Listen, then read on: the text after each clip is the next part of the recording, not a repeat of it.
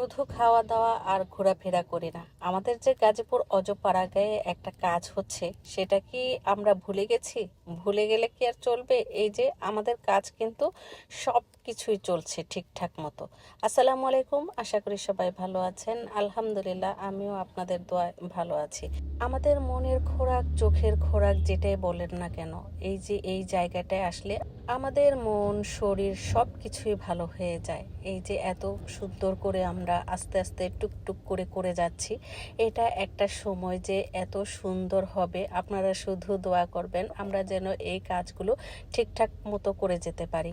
ধীরে সুস্থে যে কোনো কাজ করলে সেই কাজটা কিন্তু অনেক সুন্দর হয়। আমার স্বামী তো এই জায়গাটার মধ্যে এত পরিশ্রম দিচ্ছে, এত মেধা দিচ্ছে, কিভাবে এই জায়গাটাকে সুন্দর থেকে আরো বেশি সুন্দর করা যায়, সেই সাথে এই বাগান বাড়িতে আমাদের আরো কি কি নতুন নতুন করা যায় সেগুলো নিয়েও চিন্তা ভাবনা করে। যাই হোক, এখানে কিন্তু আমাদের বাগানের সবজিগুলো দেখাচ্ছিলাম, আর এই সবজিগুলো কিভাবে পরিপক্ক হয়েছে সেগুলো আমাকে বলে দিয়েছে। আমাদের এই যে যে আপা থাকেন উনি উনি আমাকে বলে দিয়েছে যেভাবে একটু টোকা দিলে বোঝা যাবে। তো আমি সেভাবে কিন্তু এই যে বাঁধাকপিগুলা কিভাবে পরিপক্ক হয়েছে সেগুলো দেখছিলাম আর একটা একটা করে তুলে ফেলছিলাম। এখানে যা যা সবজি আছে সব কিছুই কিন্তু আমি আমার আত্মীয় স্বজনকে দিয়ে খাবো, আমি একা খাবো না।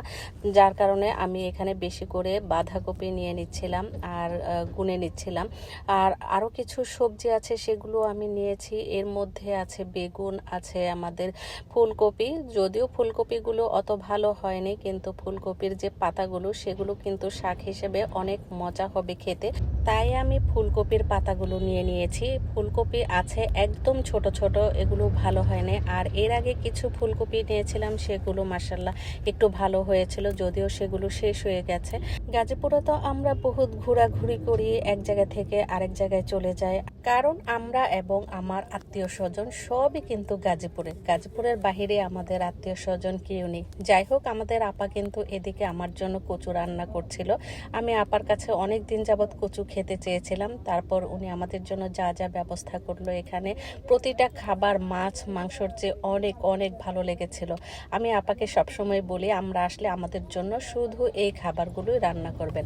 দুপুরে ভাত খাওয়া দাওয়া করে আমি আবার চলে গেলাম বাগানে, সেখান থেকে ফুলকপিগুলো উঠিয়ে নিলাম। যদিও ফুলকপিগুলো একদমই দেখা যাচ্ছিল না, শুধু শাক ছাড়া। সবজিগুলো কিন্তু আমি আজকেই সবাইকে পৌঁছে দেব। আর এই যে দেখেন ছোট্ট ছোট্ট ফুলকপিগুলো দেখা যাচ্ছিল, শাকগুলো কিন্তু অনেক তাজা ছিল। যাই হোক, এই ছিল আমার ছোট্ট একটি রেগুলার ব্লগ। সবাই ভালো থাকবেন, সুস্থ থাকবেন, সবার সুস্বাস্থ্য ও মঙ্গল কামনা করে আজকের মতো বিদায় নিচ্ছি।